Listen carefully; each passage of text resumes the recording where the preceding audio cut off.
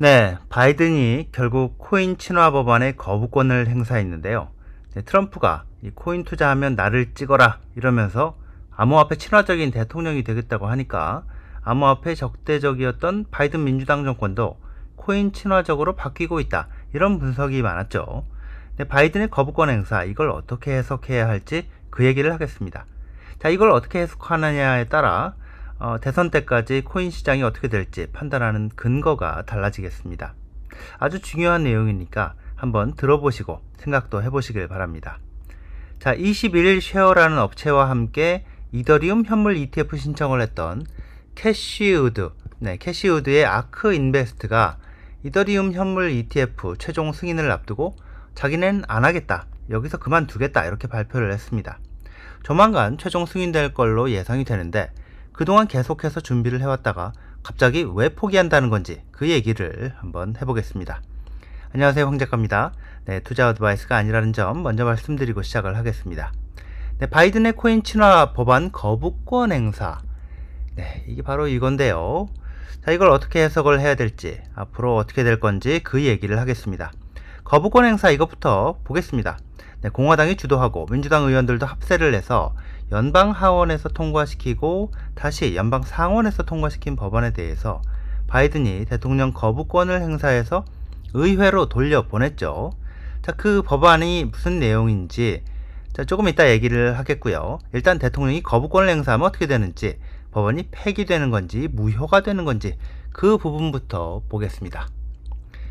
네, 미국에서 법을 만드는 과정은요, 통상 이렇습니다. 연방의회, 상원, 하원 어디에서 내놓은 법안이든 간에 양쪽에서 다 통과가 돼야 되고요.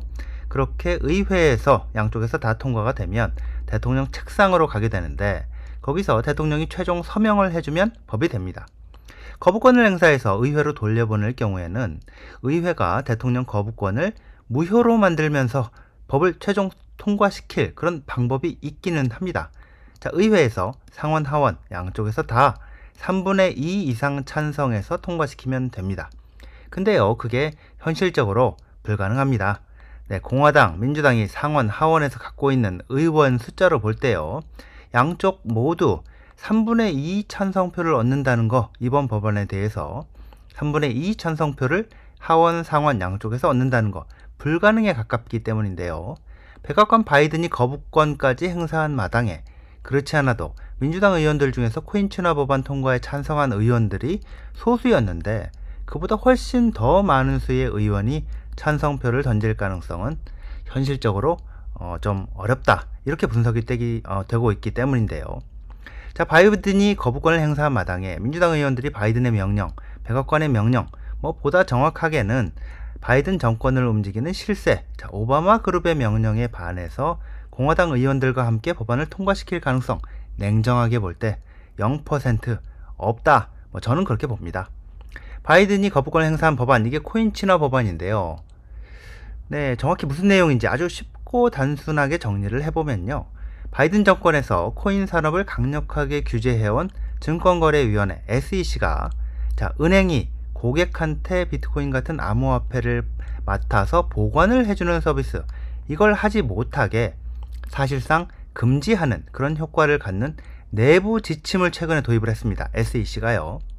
코인이 아닌 다른 자산을 보관을 해주게 되면 은행이 그건 그냥 맡아주는 거고, 근데 은행 자산이 아니라 고객 자산이기 때문에 은행 자산으로 장부에 반영하지 않죠. 근데 코인의 경우에는 고객 코인을 은행이 보관만 해주더라도 그걸 은행 자산의 시가로 반영하도록 의무화하는 내용입니다. 이건 한마디로 야, 그냥 하지 마라, 이런 얘기로 해석이 됩니다. 자, 이런 일을 SEC가 하니까 이번에 공화당이 주도하고 코인 투자 유권자 분위기가 심상치 않다는 것을 깨달은 민주당 의원 일부가 합세를 해서 SEC 조치를 무효로 만드는 법안을 의회에서 통과를 시킨 건데요. 이걸 바이든이 거부권을 행사해서 의회로 다시 돌려보낸 겁니다. 바이든 백악관하고 SEC가 은행의 코인 수탁, 이걸 사실상 금지하는 조치를 옹호하면서 하는 논리가 투자자 보호, 크게는 은행 산업 보호라는 건데요. 이게 웃기는 게 은행협회에서 바이든이 거부권 행사하기 직전에 보낸 서한이 있는데, 이게 공개가 됐는데 바이든한테 뭐라고 했냐면 그거 거부권 행사하지 말아달라. 그냥 그대로 통과시켜달라. 이겁니다. 코인 수탁 서비스. 이걸 지금은 은행이 아닌 코인 업체들이 하고 있는데 엄격한 규제를 받는 은행이 수탁 서비스를 제공을 해야 오히려 투자자를 보호하는 게 아니냐. 우리 은행도 이런 서비스 하고 싶으니까 하게 해달라. 이런 내용으로 해석되는 서한입니다. 은행권의 이익을 대변하고 암호화폐 때려잡는 데 앞장서온 민주당 엘리자베스 워런 상원의원 그리고 바이든 민주당 정권의 주류 기득권 세력한테 오히려 은행권이 나서서 야, 세상 변했고 이제 우리 은행들도 암호화폐 사업 하고 싶으니까 괜히 방해하지 마라. 이런 메시지를 냈다고 볼 수 있는 건데요. 바이든 백악관이 은행권의 요구까지 무시해야 할 그런 무슨 중요한 이유가 있는 건지 아니면 은행권의 요구에도 불구하고 비트코인 같은 암호화폐를 규제하고 정부가 샅샅이 통제하고 검열할 수 있는 중앙은행 디지털 화폐 CBDC를 발행하려고 하는 건지 바이든이 결국 거부권을 행사했습니다. 바이든이 왜 거부권을 행사했을지 그 부분을 좀 생각을 해봤는데 제가 보는 관점은 이렇습니다. 트럼프 유죄 판결 효과 이 부분을 중요하다고 보는데요. 바이든 정권이 원하는 대로 트럼프가 배심원단 유죄 판결을 받았고 이제 곧 다음 달이면은 1심 판사가 최종적으로 유죄 선고를 해서 트럼프가 공식적인 범죄자가 될 게 확실하니까 자신감이 생긴 걸로 보입니다. 이 코인 투자 유권자한테 잘 보이기 위해서 암호화폐 규제 정책 이걸 굳이 굽힐 필요 없다 이렇게 판단을 했을 수 있다는 거죠. 11월 선거 앞두고 트럼프가 암호화폐 친화 대통령이 되겠다고 지르고 나가니까 바이든이 원래는 거부하려고 했던 이더리움 현물 ETF 승인을 갑자기 해주고 이 법안 의회에서 통과가 되면 내가 거부권 행사하겠다 이렇게 바이든이 공개적으로 밝힌 이번 코인 친화 법안에 대해서 민주당 상원 원내대표까지 찬성표를 던질 정도로 상황이 변했었는데 바로 그것 때문에 바이든이 거부권 행사를 하지 않을 가능성이 높다 이렇게 보는 사람들이 많았고 저도 그렇게 봤었는데요. 자, 이렇게 거부권을 행사하고 보니 가뜩이나 거부권 행사하겠다고 이미 공언하고 눈치를 봤었는데 트럼프 유죄 판결이 나오고 바이든 민주당 정권이 그림을 그려온 것처럼 트럼프를 범죄자로 만들 수 있게 되니까 눈치 안 보고 거부권을 행사한 게 아닌가 이렇게 해석이 됩니다. 자, 미국 ETF 업체 ETF 이 스토어의 네이트 거라시 CEO 이런 사람은 또 이렇게 얘기를 하는데 봐라 원래부터 바이든 정권은 바뀐 게 없었다. 이더리움 현물 ETF 승인해 준 거 이거는 그냥 법적 소송으로 들어가면 어차피 해줄 수밖에 없는 거라서 해준 거다. 이렇게 얘기를 하는데요. 한마디로 암호화폐 적대적인 바이든 정권의 입장은 변한 게 없었고 거부권 행사는 그런 측면에서 볼 때 그냥 예정된 수순이었다. 바이든 정권이 암호화폐 친화적으로 변하고 있다. 이렇게 해석한 거는 좀 오버해서 잘못 해석한 거였다. 이런 얘기입니다.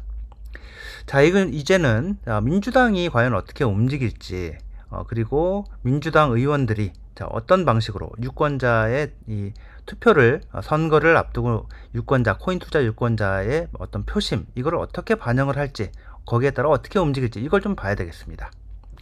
네, 이더리움 현물 ETF 이걸 하겠다고 준비해온 캐시우드의 아크 인베스트가요. 갑자기 우리는 여기서 그만두겠다 이렇게 사업을 포기했는데요. 왜 포기한다는 건지 뭐가 문제라서 그만둔다는 건지 그 얘기를 좀 해보겠습니다. 공식적으로 캐시우드의 아크에서 발표한 게 있는데요. 네, 캐시우드의 아크에서 발표한 이 공식 자료 이렇습니다. 내용을 보면요. 네, 이 내용을 쭉 본 건데 내용을 보면 비트코인 현물 ETF 상품 이거는 우리가 하고 있는 이 비트코인 현물 ETF 상품과 관련해서는 전혀 변동 없다. 사명감을 가지고 운영을 해나갈 것이다. 이런 얘기를 하고 있고요. 이더리움의 경우에는 가능성과 이 장기적인 가치를 우리가 믿지만 지금 시점에서 이더리움 현물 ETF는 더 이상 추진하지 않고 그만두겠다. 우리는 이더리움의 혜택을 100% 완전히 제공하는 방식으로 투자자한테 어떤 상품을 제공하는 방법 이걸 모색해 가겠다. 자, 이렇게 얘기를 했습니다. 자, 이게 무슨 말이냐면요. 우리 아크는 이더리움이 가치가 있다고 믿고 그래서 투자자에게 제공할 상품으로 이더리움 현물 ETF를 추진을 해왔는데 지금의 이더리움 현물 ETF는 투자자한테 이더리움의 이익을 100% 제공할 수 있는 상품이라고 보지 않기 때문에 여기서 그만두고 다른 형태의 상품을 찾아보겠다. 이렇게 해석이 됩니다. 이더리움은요, 코인을 담보로 맡기고 이자 보상을 받는 스테이킹 코인이 됐기 때문에 이 스테이킹을 못하면, 담보로 맡기고 이자 보상을 못 받으면 가만히 들고만 있으면 손해를 보게 되는데, 지금 SEC가 승인해준 이더리움 현물 ETF는 스테이킹을 못하게 금지한 하자가 있는 상품이라서 현물 사는 거에 비해 손해를 보는 상품이라서 가뜩이나 블랙록도 하고 피델리티도 하고 경쟁도 치열한 상황에서 굳이 이걸 우리가 계속해야 할 필요성을 못 느낀다, 이렇게 판단한 게 아닌가 해석이 됩니다. 네, 여기까지입니다. 시청해 주셔서 감사합니다.